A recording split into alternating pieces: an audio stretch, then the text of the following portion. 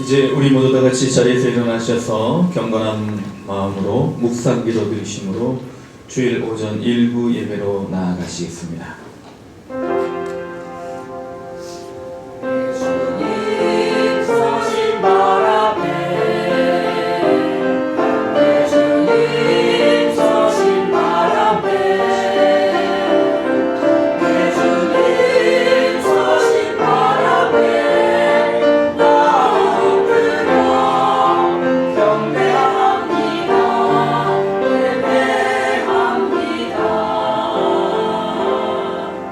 오직 여호와는 그 성전에 계시니 온 땅은 그 앞에서 잠잠할지니라.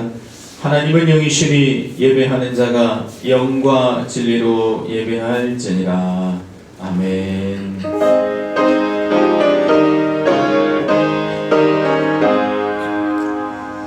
만복의 근원 하나님 온 백성 찬송 드리고 저 천사여 찬송하세. 찬송 성부 성자 성령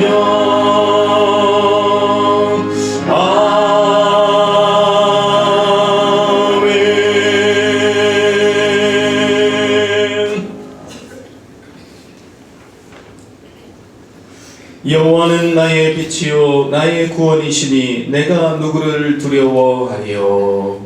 여호와는 내 생명의 능력이시니 내가 누구를 무서워하리요. 악인들이 내 살을 먹으려고 내게로 왔으나 나의 대적들 나의 원수들은 시카하여 넘어가도다. 군대가 나를 대적하여 진칠지라도 내 마음이 두렵지 아니하며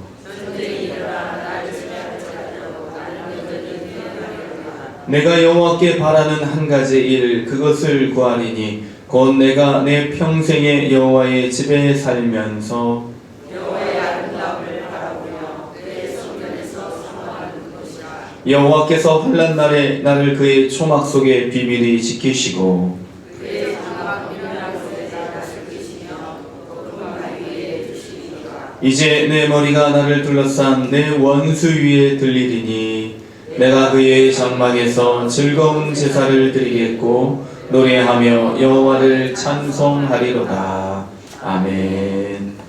우리 시간 지난 시간을 되돌아보시면서 우리 주님께서 우리를 위하여 행하셨던 크고 놀라우신 일들을 우리가 기억하여 생각하며 감사하시고 주의 뜻대로 살지 못하였던 우리의 모든 죄악과 연약함을 함께 고백하시며 침묵의 시간, 고백의 시간, 묵상의 기도의 시간으로 나아가시겠습니다.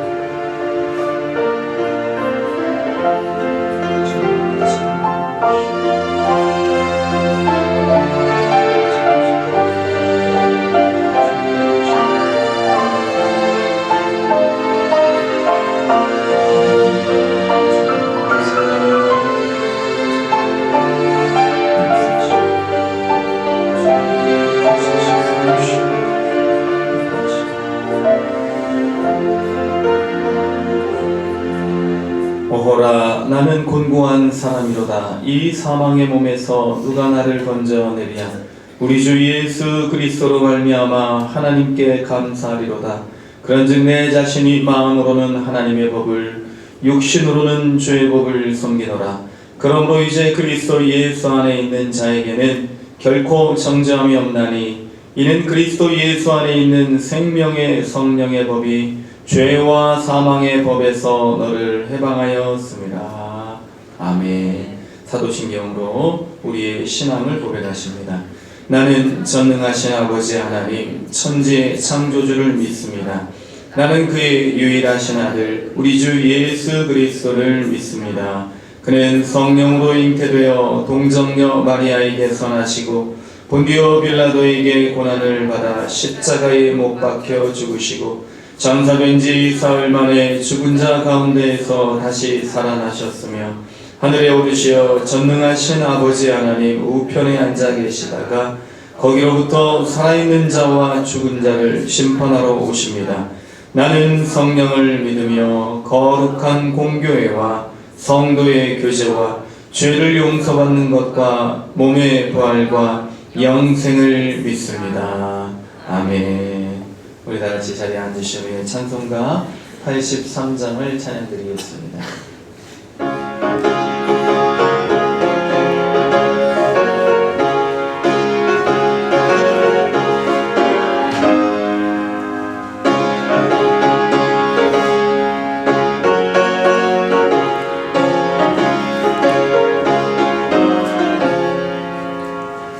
나의 맘에 근심 구름 가득하게 덮이고 슬픈 눈물 하염없이 흐를 때 인자하고 부드러운 음성으로 부르사 나를 위로하리 누가 있을까. 주 예수 주 예수 주 예수밖에 누가 있으랴. 슬퍼 낙심될 때에 내 친구 되시는 구주 예수밖에 다시 없도다. 무거운 짐들에 지고 인생길을 가는 자 힘이 없어 쓰러지려 할 때에 능력 있는 팔을 펴서 나의 손을 붙들어 나를 구해주리 누가 있을까. 주 예수 주 예수 주 예수밖에 누가 있으랴. 슬퍼 낙심될 때에 내 친구 되시는 구주 예수밖에 다시 없도다. 지은 죄를 돌아보니 부끄럽고 괴로워 자나깨나 맘에 평안 없을 때 주한 죄인 용납하사 품에 안아주시고 깨끗하게 하신 이가 누굴까.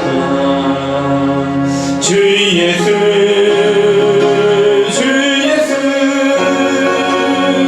주 예수밖에 누가 있으랴. 슬퍼 낙심될 때에 내 친구 되시는 구주 예수밖에 다시 없도다. 요단강을 건너가서 시온성을 향할 때 나와 동산동에 가리 누굴까. 두려움에 검은 구름 모두 헤쳐버리고 나의 갈 길 인도하리 누굴까. 주 예수 주 예수 주 예수밖에 누가 있으랴. 슬퍼 낙심될 때에 내 친구 되시는 구주 예수밖에 다시 없도다.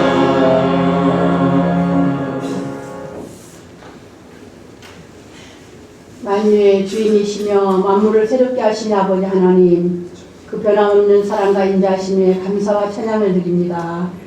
2024년을 주님의 은혜 가운데 보내게 하시고 또 2025년을 허락하셔서 오늘 새해 두 번째 주일 주님께 예배하게 하시니 감사를 드립니다. 세상을 바라보면 여전히 혼돈 속에 근심과 걱정, 염려와 두려움으로 가득 차 있지만 너희는 이전 일을 기억하지 말며 옛날 일을 생각하지 말라. 보라, 내가 새 일을 행하리니 이제 나타낼 것이라 말씀하신 아버지의 그 약속의 말씀을 의지하며 오늘도 하나님께서 여기 계심을 믿으며 하나님 아버지를 부르며 하나님 앞에 나아갑니다. 주님의 보혈로 저희들의 모든 죄를 씻어주시고 저희들의 마음과 생각을 진리의 말씀으로 채우셔서 올 한해도 모든 순간을 주님께 내어드리며 소망 가운데 주님만 바라보고 나아가는 2025년이 되기를 간구합니다. 나라의 흥망생사를 주관하신 아버지 하나님, 대립과 갈등으로 병들어 신음하는 이 나라의 민족을 불쌍히 여겨주시고 고쳐주시옵소서. 이정자들에게 주님의 지혜를 더하셔서 자신의 영광과 사익을 내려놓고 하나님만 섬기고 백성을 사랑하는 선한 청지기들이 다 되게 하옵소서. 분열이 아닌 화합으로서 위기가 기회로 바꾸어지며 정치, 경제, 사회, 문화가 회복되어 하나님의 평강이 넘치는 나라가 되어 하나님께서 택하신 땅, 택하신 제사장 나라의 소명을 다하는 나라가 되도록 간섭하여 주시옵소서. 교회를 사랑으로 붙들고 계신 아버지, 위로부터 부어지는 성령의 능력으로 저희들의 연약함이 주님의 강함으로 저희들의 부족함을 성령의 충만함으로 채우셔서 세우신 모든 교회 위에 다시 한번 강한 부흥의 역사가 일어나게 하옵소서. 엘리야 시대에 바알에게 무릎 꿇지 않은 7,000명의 용사같이 우리의 싸움은 혈과 육, 사람과의 싸움이 아니라 영적 싸움이라는 것을 깨닫고 우는 사자처럼 두루다니며 분열과 갈등을 일으키는 사탄 마귀의 세력을 능히 이기며 어지럽고 어두워진 세상을 변화시키며 살아계신 하나님을 증거하는 성령의 능력이 나타나는 교회들이 다 되게 하옵소서. 아버지 하나님, 주님의 핏값으로 사신 저희 동문교회를 긍휼히 여겨주시고 세상의 혼란과 어둠 속에서도 내 발의 등이요 내 길의 빛이신 주님만 바라보며 어떠한 악이라도 빠지지 않도록 주의 날개의 그늘 아래 보호해 주시옵소서. 지금은 미약하지만 영적으로 양적으로 부흥하는 교회가 되어서 이 시간 또 기도하는 모든 성도들의 영혼과 육체의 강건함을 허락해 주시옵소서. 또한 새해 계획하고 목표한 것들이 많을지라도 먼저 주님을 찾고 주님과 친밀한 관계에 우선순위를 두며 일마다 때마다 동행하시고 인도하시는 주님의 사랑을 느끼며 작은 일에도 감사하며 깨어 기도하는 성도들이 다 되게 하옵소서. 자라나는 어린 자녀들에게도 다니엘같이 요셉같이 지혜와 중명을 허락하셔서 하나님께 쓰임받는 선한 일꾼으로 자라서 다음 세대의 주역이 되게 하시고 저희들을 통하여 하나님 나라가 확장되며 믿음의 대가 끊어지지 않고 이어지는 복음의 역사가 있게 하옵소서. 이 시간 말씀을 대언하실 목사님께 성령 충만케 하시고 강건함을 더하여 주셔서 권세 있는 말씀을 선포하실 때 저희들 심령이 옥토가 되어 주님 주시는 소망과 감사가 가득한 귀한 시간 되게 하옵소서. 오늘 또 예배를 돕는 각종 손길들을 기억하여 주시옵고 호산대 찬양대의 찬양을 기쁘게 받아 주시옵소서. 저희들이 드리는 이 예배에 악한 마귀 틈 못하게 하시고 주님 홀로 영광 받아 주시옵소서. 연초부터 연말까지 늘 저희들과 동행하시는 예수님의 이름으로 기도드립니다. 아멘.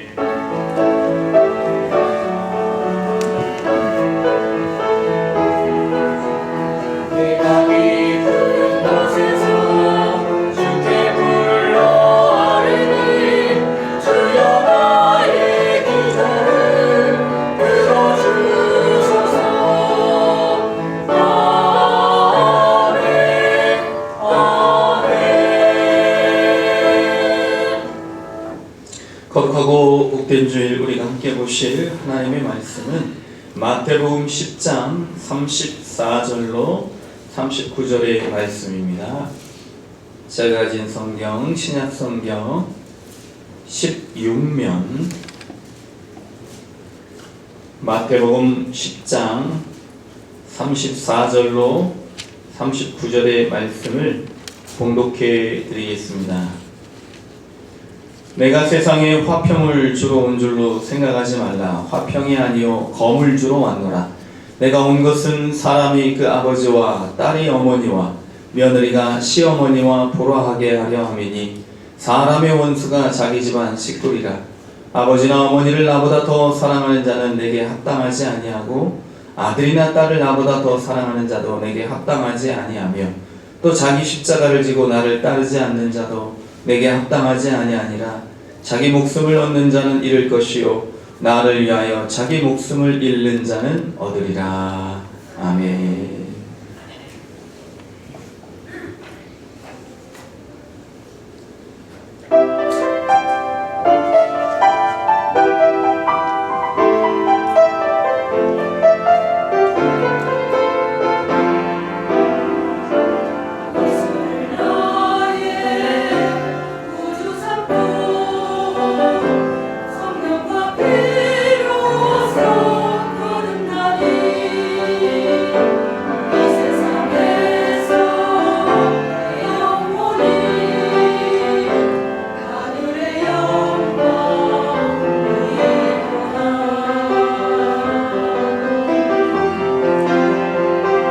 온전히 주께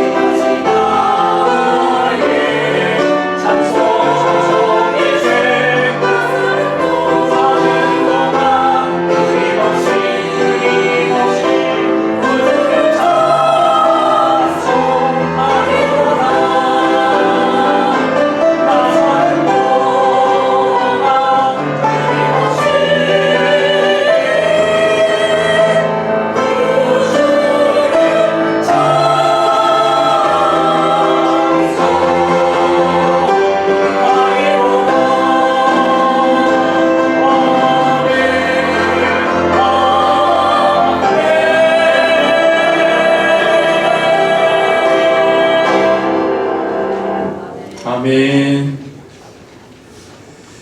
김태훈 교수가 쓴 복음이란 무엇인가에 나오는 이야기입니다. 1999년 독일의 한 신문에 한 기사가 실렸습니다. 인도 남부의 한 주에서 카톨릭 신부를 때려 죽인 사건이 있었는데, 그 사건 이전 6개월 전에 호주에서 온 심리교 선교사 일가족을 새벽에 그 동네 사람들이 둘러싸고 전체를 불태워서 일가족 전체를 죽인 그러한 사건이 일어났던 곳이라고 합니다. 그래서 심리교 선교사 가족이 먼저 몰살을 당하고 불에 태워져서, 그리고 나서 6개월 후에 이제 천주교 신부가 또 이렇게 구타를 당해서 죽게 되는 그러한 일들이 이제 연속해서 일어나게 되었는데, 이 힌두교 광신자들이 카톨릭이든 개신교든 선교 활동을 하는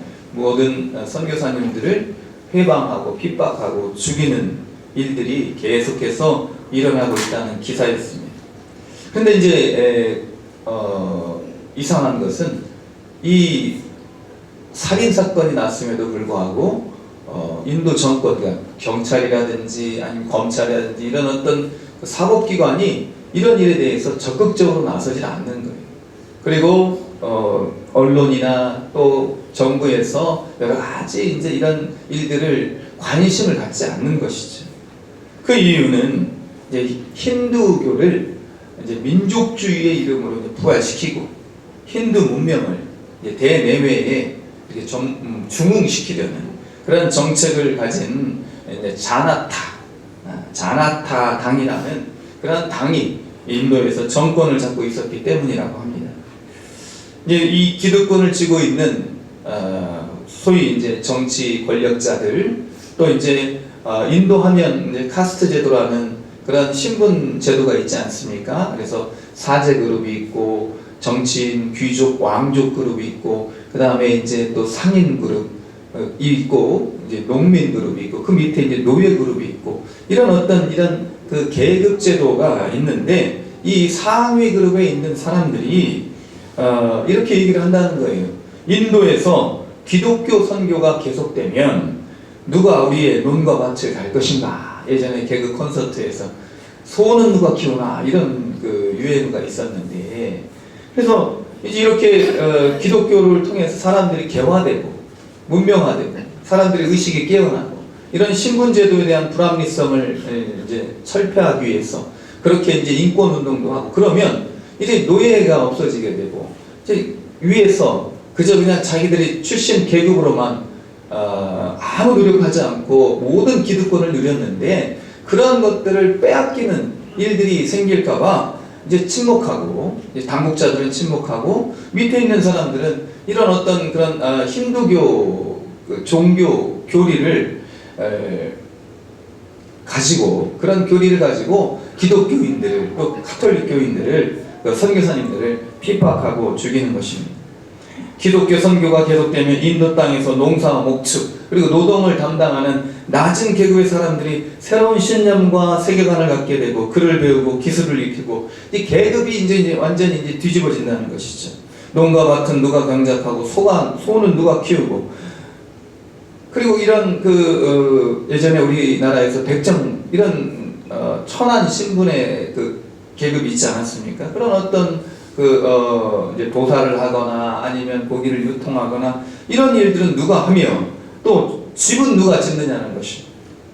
그래서 이런 인도에서는 아직도 지금도 한 3억 명이 넘는 그런 불가촉 천민, 이제 무계급층이라 이런 계급층에 있는 사람들이 높은 계급에 있는 사람들을 위해서 이제 굳은 일들을 하는 것이죠. 앞서 말씀드린 이런 높은 계급에 있는 사람들은 쳐다보지도 않는, 그 사람들은 천하게 여기는 그러한 일들을 불가촉 천민, 그러니까 접촉하지 않는, 말도 안 하고 그리고 교제도 안 하고 이런 불가촉 천민들에게 이러한 일들을 맡기고 지금까지 그렇게 편안하게 살아왔는데, 기독교가 선교가 계속되면 이런 일들이 이제 없어지게 되니까 당국자들은 침묵하고 있는 것입니다. 힌두교뿐만 아니라 이슬람 문화 이슬람교도 역시 여자와 어린아이를 소유물로 여기고 있지 않습니까? 그래서 집안의 가장되는 이런 아버지나 또 남편은 사법권을 가지고 이제 아이나 또 딸, 특히 이제 또 아내들을 죽일 수 있는 그런 권한도 있는 것이지요. 이와 같이 이런 세상에 아직도 차별이 엄연히 존재하고 억압이 있고 핍박이 있고 또 심지어 종교의 이름으로 살인을 서슴지 않는 일들이 만연하고 있는데 이러한 세상에 이런 모든 병폐를 해결할 수 있는 것이 바로 복음이라는 것입니다. 그래서 복음이란 무엇인가? 이런 세상의 불합리성을 합리적으로 그리고 모든 세상의 부조리를 정의롭게 바꾸어가는 그런 힘이 바로 복음에 있다는 것이죠. 차별과 억압, 민족 이기주의, 그리고 개인주의, 그리고 우상 숭배를 척결하고 하나님께서 이 땅에 이루어놓으셨던 보시기에 좋았던 그 아름다운 질서를 회복하는 일에 복음이 제격이고 복음의 능력만이 이러한 일들을 이루어낼 수가 있다는 것입니다. 복음은 사탄의 견고한 질서를 깨뜨리는 하나님의 능력입니다. 이러한 과정 속에서 복음을 전하는 사람들은 당연히 힌두교인들의, 이슬람교인들의 아니면 어떤 그런 사탄의 지배 가운데 있는 무신론자들 이런 사람들에게 미움을 받을 수밖에 없다는 것입니다. 사탄의 공격을 받을 수밖에 없다는 거예요. 침례교 선교사처럼 그렇게 온 가족이 불시에 불에 태워져서 죽임을 당할 수도 있다는 것입니다. 오늘 말씀은 그리고 그 싸움의 대상은 집안 사람일 수 있다. 그렇게 예수님 말씀하십니다. 예수님은 당신의 형제들에게, 그러니까 예수님도 형제들에게 조롱을 당하셨죠. 형제들에게. 일가 친척들에게 또한 미친놈이라는 취급도 받으시고 자신의 고향인 나사렛에서 오히려 더 많은 박해를, 큰 미움을 받으시고 쫓겨나기도 하셨습니다. 불의의 세력과의 투쟁이 예수님 생애 내내 지속되지 않았습니까? 종교 지도자들, 타락한 종교 지도자들, 그들과 타협하셨더라면 아마 십자가에서 죽으실 일이 없었을 것입니다. 예수님은 이러한 종교 지도자들 뿐만 아니라 헤롯 왕과도 타협을 하지 않았습니다. 여우라고 그렇게 예수님께서 공격하신 거예요. 그리고 빌라도의 회유에도 타협하지 않으셨습니다. 그러니까 예수님은 침묵하시고 이 빌라도의 권유에 예수님께서는 응답하지 않으시고 침묵하시면서 십자가를 지셨던 것입니다. 오늘 우리는 예수님께서 검을 주로 이 땅에 오셨다라는 말씀의 의미를 바로 깨달아야 됩니다. 그러면 예수님께서 세상의 불화와 분쟁과 긴장과 갈등을 조장하시는 분이신가? 그것이 아니라는 것입니다. 그래서 예수님께서 말씀하신 검을 주러 왔다. 그 말씀은 타협 없는 신앙인이 되어라. 그런 말씀인 것입니다. 우리가 오늘 이 세상에 살아가면서 미움받을 용기, 그리스도인으로서 그 미움받을 용기도 있어야 될 줄로 믿습니다. 그리고 타협하지 않는, 진리를 내어주지 않는 그러한 신앙인이 되어야 될 줄로 믿습니다. 그래서 검을 주러 오신 예수님, 그 검이 무엇인가를 오늘 말씀을 통해서 우리가 알고자 합니다. 첫 번째, 이 검의 의미는 무슨 뜻인가? 복음에 충실하려면 세상과의 갈등은 피할 수 없음을 알아야 된다는 것입니다. 물론 예수님께서는 하나님과 우리 사이의 평화를, 그리고 사람과 사람 사이의 평화를 주시기 위해서 이 땅에 오신 것은 당연한 사실입니다. 평화의 왕으로 이 땅에 오신 거예요. 그런데 이 평화는요, 진리 안에서 이루어져야 된다는 것입니다. 진리 안에서. 요즘 이제 우리 영화관에 이제 상영되고 있는 영화 중에 하얼빈이라는 영화 있지 않습니까? 현빈이 이제 주연입니까? 좀 이제 보러 가려고 작정만 하고 있는데, 이 안중근 의사의 그 의거를 영화화한 거 아니에요? 잘 아시는 대로. 그래서 안중근 의사가 이제 그 이토 히로부미를 저격하고 이제 류순 감옥에서 이제 책을 쓰시기를 원하셨어요. 그래서 이 재판장에게 시간을 달라고 한 거죠. 내가 책을 쓸 때까지만 내 사형 집행을 좀 미뤄주십시오. 그런데 일본 재판장이 약속을 했고 나중에 뒤집어버린 거죠. 동양평화론이라는 책을 이제 집필하다가 서론 부분만 이제 쓰고 류순 감옥에서 이제 사형을 당하시죠. 동양평화론은요, 안중근 의사가 말하는 동양평화론은 각자의 나라가 자국의 어떤 주권을 가지고 각각의 어떤 자유와 그리고 백성들의 그런 주권이 있는 상태에서 서로 존중하면서 서로 나라가 이 동양이 하나가 되어 서구 열강의 침략에 맞서자, 그런 어떤 취지에서 이제 동양 평화론을 쭉 써내려간 것을 이제 보게 되는데, 이토 히로부미도 역시 동양 평화론을 주장한 거예요. 이토 히로부미가 동양 평화론을 주장한 것은 일본이 주역이 되어서 일본 중심으로 동북아 공영권을 조직하고 그리고 서구 열강의 침략을 막아내. 그런데 이제 오히려 더 일본이 서구 열강보다도 더 많이 착취하고 더 악랄하게 다른 민족들을 막 굴복시키고 그렇게 이제 억압하고 핍박하지 않았습니까? 그래서 똑같이 동양 평화론을 이제 주장했지만, 안중근 의사가 말하는 동양 평화론과 이토 히로부미가 말하는 동양 평화론은 다른 것입니다. 이토 히로부미는 이런 동양 평화론을 주장하면서 정한론도 주장합니다. 그래서 우리 일본이 주축이 되기 위해서는 조선을 먼저 정벌해야 된다. 그리고 중국도 우리가 지배를 해야 된다. 자기네들이 이제 그런 어떤 민족 이기주의를 가지고 자기들이 이제 이런 어떤 동북아 공영권의 주역이 돼야 된다라고 그렇게 얘기를 하는 것이죠. 그런 평화론을 가지고 나와서 조선도 정벌하고 명성황후도 시해한 것이 바로 이 이토 히로부미의 작품 아니겠습니까? 작품이라고 말하기는 좀 그렇고 계략 아니겠습니까? 그래서 이 이토 히로부미 때문에 명성황후 시해 사건이 일어나게 되고 을사늑약, 조약이라고 하지만 늑약이라고 하죠. 그래서 이런 외교권을 박탈당하는, 이제 대내적으로 조선은 이제 주권을 잃어버리는 그러한 어떤 을사늑약의 또한 그 주동자가 바로 이토 히로부미인 것입니다. 그래서 이런 안중근 의사는 이토 히로부미를 처단하고, 그리고 동양 평화를 영구히 정착시키기 위해서 이런 어떤 계략을 꾸미는 사람들을 이제 없애야만이 동양이 비로소 진정한 평화를 이루게 된다라는 그런 생각에서 하얼빈역에서 이제 저격을 하게 되는 것이죠. 그래서 이제 이 안중근 의사가 이제 검찰에 이제 잡혀가는 거죠. 일본 검찰관이 안중근 의사에게 물어보는 것입니다. 피고가 말하는 동양 평화란 어떤 의미인가? 이제 안중근 의사가 말하는 모두가 자주 독립할 수 있는 것이 평화이다. 맞는 말 아니겠습니까? 그런데 이제 검찰관이 묻는 거죠. 그렇다면 그중 한 나라라도 자주 독립하지 못하면 동양 평화라고 말할 수 없다는 말인가? 그래서 안중근 의사가 단호하게 그렇다. 이제 안중근 전쟁 끝나지 않았다라는 책에 나오는 이야기라고 합니다. 이와 같이 같은 평화를 이야기하더라도 어떤 평화가 진정한 평화인가 하면 우리가 조금만 생각만 해봐도 너무나 자명한 것 아니겠습니까? 이토 히로부미가 말하는, 일본이 말하는 평화는 자국 중심의 평화를 말하는 것이고, 안중근 의사가 말하는 평화, 동양 평화로는 이것이야말로 모든 사람들이 바람직하게 받아들일 수 있는 진정한 평화론이 되는 것입니다. 이 평화론의 기틀 안에서 모든 것을 해 나가야 되는 거죠.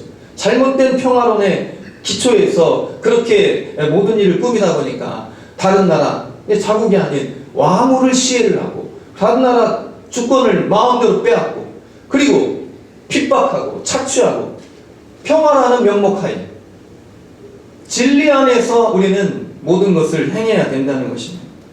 세상과의 갈등은 피할 수 없는 것이고 진리 밖에서는 피할 수가 없는 것입니다. 일본과의 타협을 거부했던 이런 안중근 의사는 자신의 가지고 있는 확고한 진리 그리고 신념, 올바른 기계를 가지고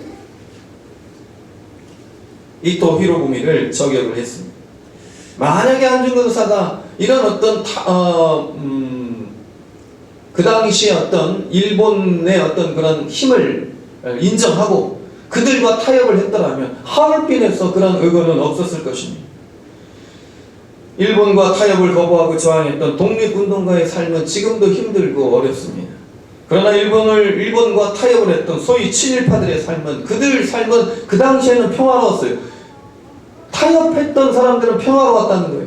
그리고 그들의 자손은 지금도 그 후광 아니면 그들의 어떤 그 공덕을 얻어서 이제 그렇게 편안하게 살고 있는 사람들이 많은 것을 볼 수가 있습니다. 그래서 이런 어떤 비진리와 거짓과 타협을 해서 얻는 평화는요, 그런 평화는 하나님이 원하시는 것이 아니라는 것입니다. 요즘 벌어지고 있는 비상계엄 사태도 마찬가지 아니겠습니까? 해병대 전 수사단장 박정훈 대령 부당한 명령에 항거하다가 기소가 되고 재판을 받았는데 무죄의 선고를 받았습니다. 힘들었다는 거예요. 좀 표정이 없어서 이제 뭐 이렇게 뭐 보면은 씩씩하고 그래서 그냥 뭐 이렇게 담담하게 모든 상황을 받아들이는 줄 알았는데 나와서 이제 이 재판이 끝나고 무죄 선고를 받고 나와서 하는 말이 하는 말이 너무 힘들었다는 거예요. 그러니까 그때 당시에 그냥 부당한 명령 그렇게 이제 어떤 법적인 것들을 그냥 눈 감고 부당한 것 지시에 그냥 순응했더라면 이런 가시밭길을 걷지 않아도 됐을 텐데 그러나 자기는 이런 부당한 명령에 순응할 수가 없었다는 것이지. 이런 어떤 수사단장과 같은 사람이 있는가 하면 부당한 대통령의 명령을 저항하지 못하고 따르다가 폐해가 망신한 그런 사령관들, 장군들 우리가 보지 않습니까? 경찰 지휘관들, 지휘부 보지 않습니까? 법에는 타협이 없어야 합니다. 지위고하를 막론하고 법은 공평하게 적용되어야 하는 것이지요. 그렇게 생각하지 않는 사람들에게는 더 큰 벌을 주어야 됩니다. 하나님께서 주신 법은요, 하나님을 사랑하라는 것입니다. 하나님을 사랑하고 그리고 이웃을 사랑하는 거죠. 하나님을 사랑하지 않으면서 이웃을 사랑할 수 없고 이웃을 사랑하지 않으면서 하나님을 사랑할 수 없습니다. 이것이 하나님의 사랑의 법칙이고 평화의 법칙. 하나님을 사랑하는 그 법칙 안에, 법 안에서, 진리 안에서 행하는 것이 바로 우리의 진정한 평화라는 것입니다. 이런 하나님의 뜻을 따르면서 긴장이 있고 다른 사람과의 갈등이 있고 또 다른 사람과의 어떤 그런 긴장 관계가 있고 미움이 있다 할지라도 그러나 우리는 진리를 타협하지 않은 그런 하나님의 법 안에서 사랑하고 평화를 누려야 된다는 것입니다. 이것이 예수님 말씀하신 검이라는 것이 진리와 타협하지 않는 그러한 평화, 이러한 진정한 검이 우리에게 있어야 된다는 것이지. 두 번째, 예수님 말씀하신 검을 주러 왔노라 할 때의 그 검은 무엇인가? 우선적으로 예수님을 사랑하라는 의미입니다. 예수님은 우선적으로 하나님을 사랑하고 내 자신과 같이 사랑하라는 명령은 하나님을 먼저 사랑하라는 전제 조건이 갖추어져 있습니다. 왜 우리가 하나님을 먼저 사랑해야 합니까? 오늘 여기 예수님 말씀하신 아버지나 어머니를 나보다 더 사랑하면 그리고 아들이나 딸을 나보다 더 사랑하는 자 내게 합당하지 않다. 좀 이렇게 받아들이기 조금 거부하고 감이 있을 수도 있습니다만 그러나 하나님께서 하나님을 먼저 사랑하라고 하신 이유는 하나님이 사랑이시기 때문인 것이죠. 하나님의 사랑이 아니고서는 우리는 진정한 사랑을 할 수 없기 때문인 것입니다. 요한일서 4장 7절 말씀, 사랑하는 자들아 우리가 서로 사랑하자. 사랑은 하나님께 속한 것이니 사랑하는 자마다 하나님으로부터 나서 하나님을 알고. 요한일서 4장 9절 말씀, 하나님의 사랑이 우리에게 이렇게 나타난 바 되었으니 하나님이 자기의 독생자를 세상에 보내심은 그로 말미암아 우리를 살리려 하심이라. 그래서 하나님께 사랑이 속해 있다는 거예요.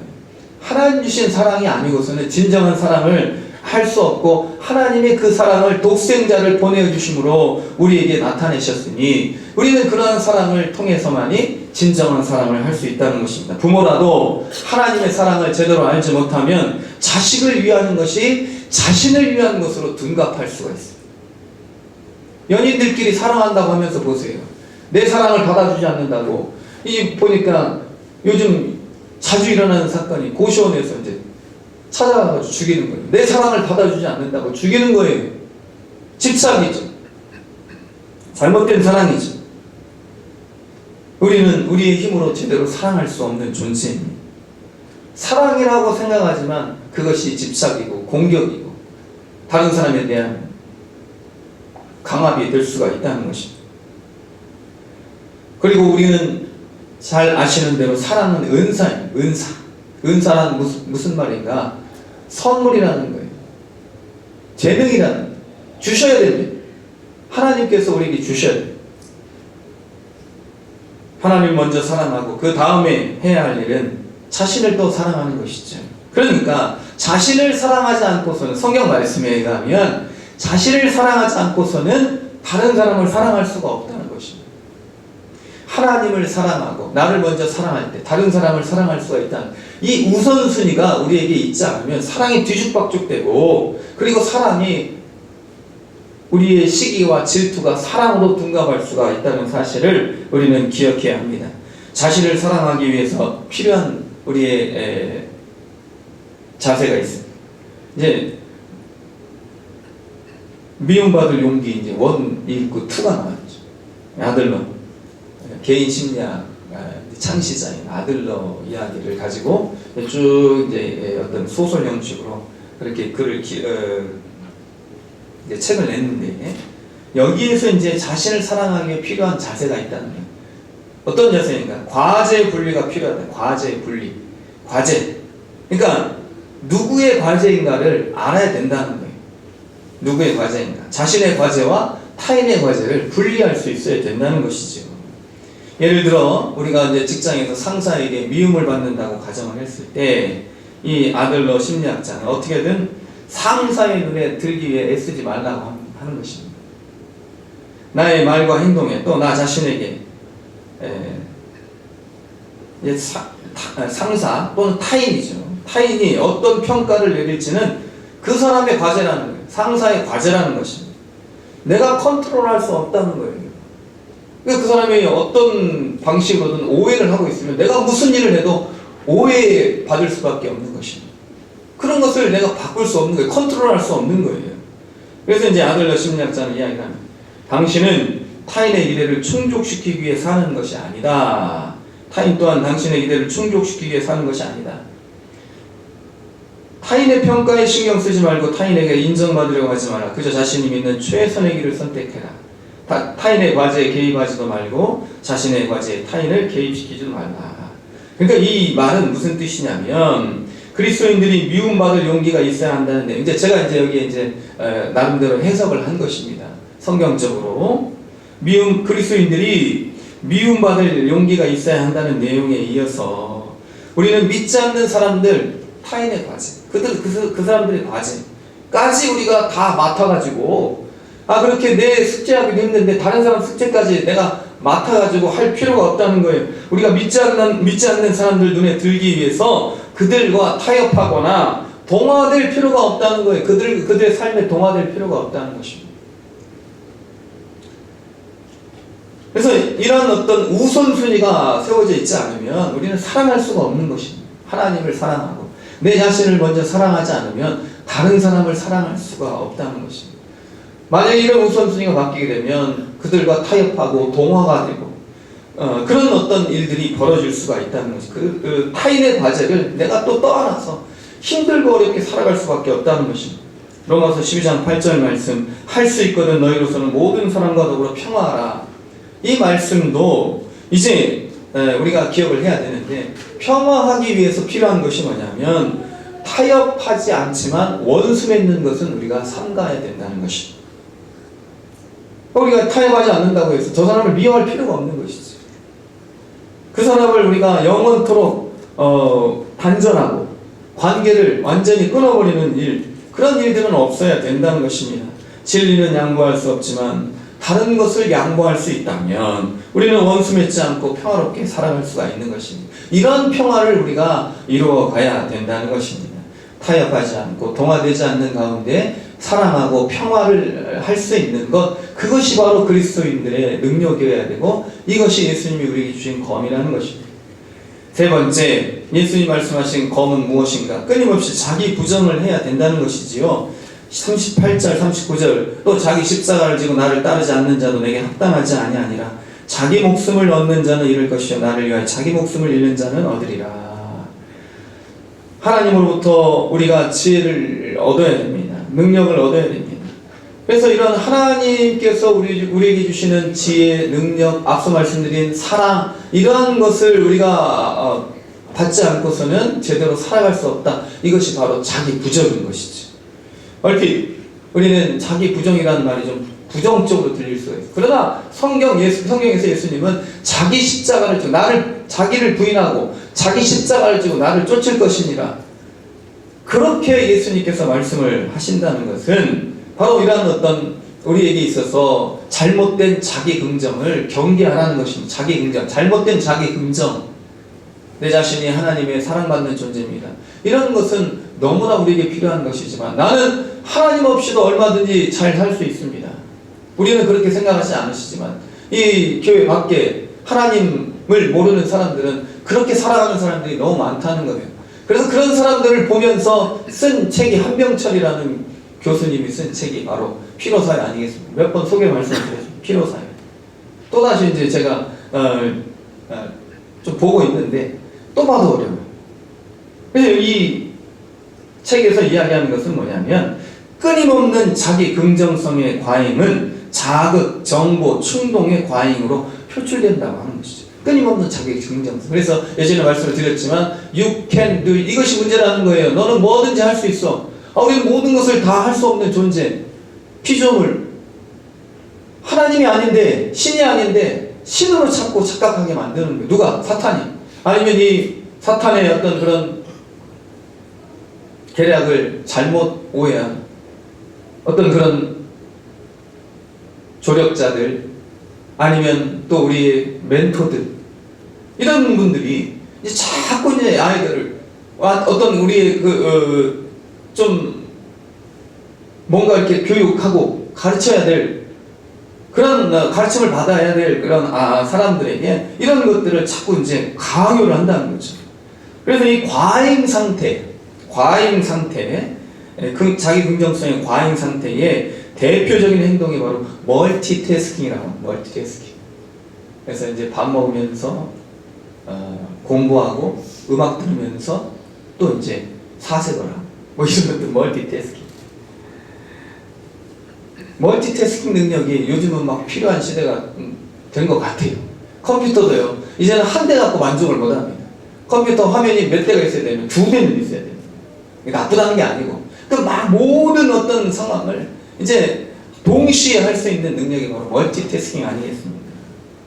그런데 이런 분주함은요 오히려 퇴화를 의미한다고 해요. 분주한 것이 오히려 퇴화를 의미한다는 거예요. 이제 제 얘기가 아니고 이 책 저자의 이야기입니다. 이 멀티태스킹의 능력이 어디서부터 비롯됐냐면 동물들에게서 비롯됐다는 거예요. 동물들 보면 우리가 초식동물들 보면 어떻습니까?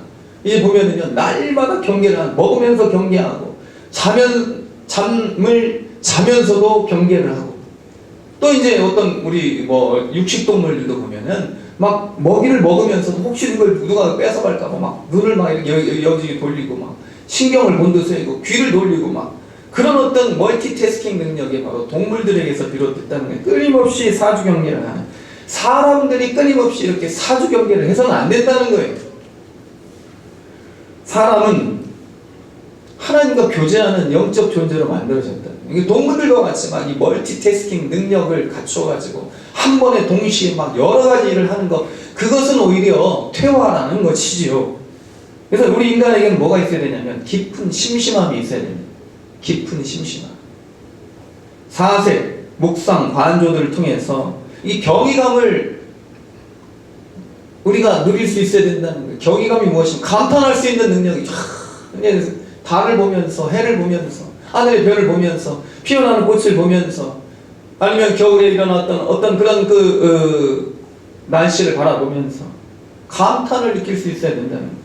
그리고 상상력을 발휘할 수 있어야 되는 것이 바로 인간의 보다 진화된 능력이라는, 이것이 바로 인간적인 모습이라는 거예요. 사탄은 끊임없이 자기 긍정성을 주입합니다. 능력을 무한대로 몰고 가는 거예요. 무한대로. 너는 뭐든지 다 할 수 있어. 이런 그 자기 긍정성이 오히려 인간의 우울감을 증가시키고 무력감에 빠지게 한다는 것입니다. 우리는 무한 긍정을 경계해야 합니다. 자신을 학대할 수 있다는 사실을 알아야 된다는 거예요. 사탄은 우리로 하여금 생각하지 못하게 하는 거예요. 생각하지 못하게. 자꾸 이를 바라보게 하는 것입니다. 그래서 나 자신에게 자꾸 이제 일에 자꾸 시선을 머물게 하고 하나님을 바라보지 못하게 하는 것이죠. 파스칼은 이야기합니다. 파스칼은 인간의 모든 불행은 홀로 조용히 방 안에 머무르지 못하는 탓에 생겨난다. 파스칼의 이야기예요. 홀로 조용히 방 안에 머무르는 것. 예수님 말씀하신 골방 아니겠습니까? 너무 바빠요. 하나님께 예배드릴 시간, 기도할 시간, 말씀 읽을 시간조차 없는 거예요. 오히려 그것은 폐화라는 것을 우리는 알아야 된다는 것이죠. 바쁘면 우리가 너무 몰입을 하다 보면 판단력이 약해지는 것입니다. 시야가 좁아지는 거예요. 우리가 이런 것을 어떤 상황에서 알 수 있습니까? 장기 둘 때, 바둑 둘 때 그런 모든 것을 알 수 있지 않습니까? 한 걸음 물러서고 잠시 멈춰서고 그렇게 해서 이제 하나님을 우리가 생각하면서 하나님과 나 자신의 관계, 내가 이 땅에 살아가는 이유, 이런 것들을 생각할 수 있는 시간은 적어도 확보를 해야 된다는 것입니다. 끊임없는 자기 부정은 바로 내 자신은 내 힘으로는 살 수 없고 하나님의 도움으로만 내가 살아갈 수 있습니다. 예수 그리스도의 은혜가 아니고서는 내가 영원한 생명을 얻을 수 없습니다. 이런 것들을 생각할 수 있는 힘을 자기 부정이라고 하는 것입니다. 오늘 예수님이 말씀하시는 거죠. 자기 목숨을 얻는 자는 잃을 것이요 나를 위하여 자기 목숨을 잃는 자는 얻으리라. 그래서 이렇게 우리 이 육신의 생명을 주를 위하여 사용하면 우리 주님께서 이런 육신의 생명을 받으시고 영원한 생명으로 바꿔주신다는 거예요. 예수님은 자신을 버리시고 하늘에서 이 땅에 내려오셨습니다. 자신의 생명을 내어주심으로 온 인류에게 영원한 생명을 주셨습니다. 이것이 바로 기독교의 역설이죠. 버리면 얻게 되고 베풀면 풍성해지는 것, 이것이 바로 기독교의 역설입니다. 내 생명을 우리 주님 앞에 드리면 우리 주님이 내 생명 가지고 뭐 하시겠습니까? 이 생명을 더 풍성하게 하시고 더 귀한 것으로 더 영원한 것으로 바꿔주시는 것, 이것이 바로 기독교의 역설이고 능력인 것입니다. 이것이 바로 자기 부정인 것입니다. 사랑하는 성도 여러분, 하나님은 우리를 사랑하시고 우리를 복주시기를 원하시고 우리 모든 우주 만물의 주관자인 창조주이신 하나님은 우리를 풍성하게 하시는 그런 선한 의도를 갖고 계시는 줄로 믿습니다. 오해하지 마시고 내 생명까지 하나님 뺏어가시려고 하는 거, 이것도 뺏어가시다니, 저것도 하나님이 착취하시다니, 이것도 생명까지 달라고. 하나님은 그런 분이 아니십니다. 하나님 선하십니다. 하나님은 우리를 사랑하십니다. 오늘 말씀은 역시 이러한 역설을 우리에게 알려주시고 계시는 것입니다. 말씀을 정리하고자 하면 주님께서 주신 검은요, 타협하지 않는 진리의 수호입니다. 진리를 수호하고 이 진리의 수호 가운데 평화를 누리고 평화를 우리가 이루어 가야 되는 것입니다. 주님께서 주신 검은 우선적인 사랑이죠. 세상과 나를 사랑하기 먼저 하나님을 사랑하는 것. 그리고 주님께서 주신 검은 자기 부정. 이 자기 부정은 사탄을 물리치는 능력이에요. 끊임없이 사탄은요, 우리를 신으로 만들려고 하는 거예요. 자기 과잉 긍정성을 주입시키는 것입니다.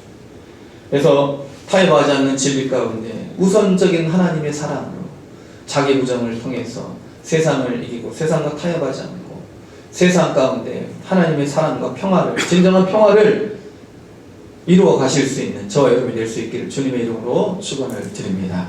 기도하시겠습니다. 거룩하신 하나님 아버지, 이 땅에 진정한 평화를 주러 오신 예수님, 그러나 진리 가운데 우리가 행할 때 때로는 타협하지 않음으로 갈등이 있고 긴장이 있고 미움받을 수 있을지라도 우리는 진리를 끝까지 붙잡고 진정한 평화를 이 땅에 이루어가는 평화의 사도가 될 수 있도록 인도하여 주시고 주님 주신 능력과 사랑으로 이런 모든 일들을 감당하고 나를 부정하며 자기 십자가를 지고 우리 주님을 따르는 하나님 예수 그리스도께서 주신 검을 붙잡고 이 땅을 살아가는 주의 백성들 되게 하여 주시옵소서.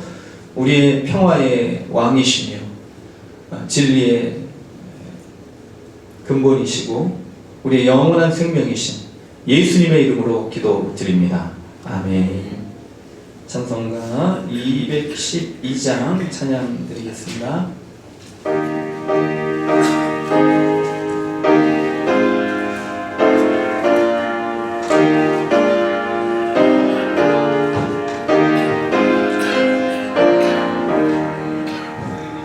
겸손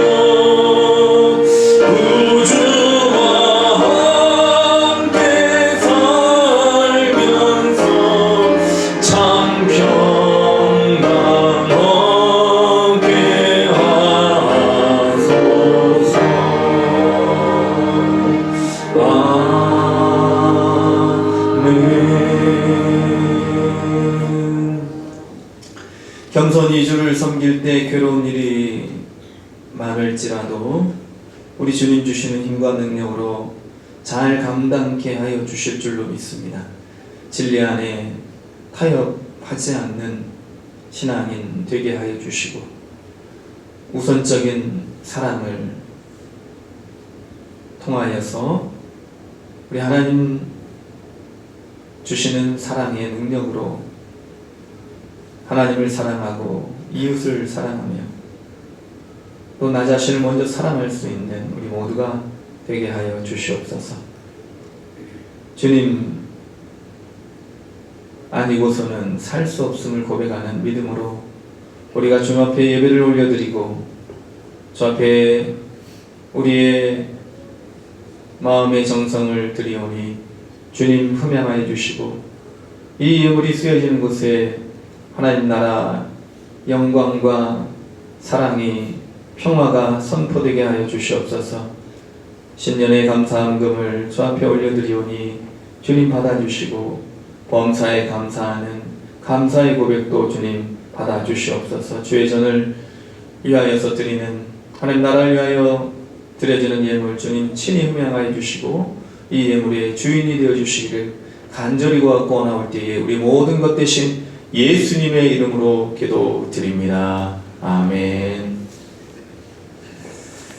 교회 소식 말씀드리겠습니다. 주보 뒷면을 사랑해 봐주시기 바랍니다. 예배를 사랑하시고 적극적으로 참여하시기를 바랍니다. 다음 주에 일부 예배는 찬양 예배로 드리겠습니다. 기도 제목 오늘까지 적어서 저한테 주시면 제가 함께 부족하지만 기도해 드리도록 하겠습니다. 기부금 영수증 필요하신 분은 우리 회계부에 미리 말씀해 주시기를 바랍니다. 온라인 예배에 참조해 주시고 한영혼 구원을 위해서 기도하시고 올해는 우리가 이러한 영혼의 열매를 주께 맺어드리기 위해서 함께 힘쓰는 모두가 되기를 원합니다. 예배위원들 기도로 준비해 주시기 바랍니다. 우리 옆에 계신 분들, 앞에 계신 분들 바라보시면서 성도의 인사 나누겠습니다. 하나님은 당신을 사랑하십니다. 사랑하십니다. 사랑하십니다.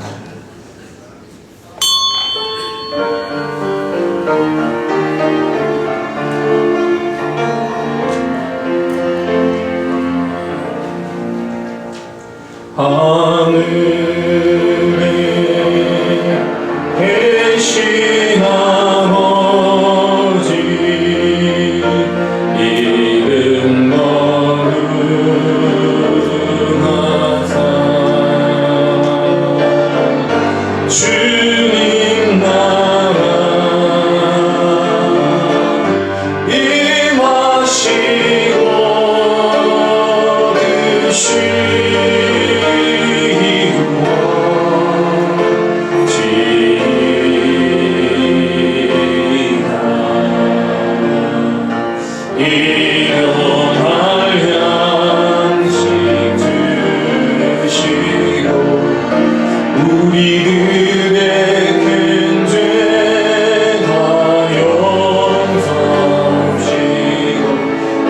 시험에 들게 하시고 악에서 놓아소서. 대개 주의 나라 주의 권세 주의 영광 영원히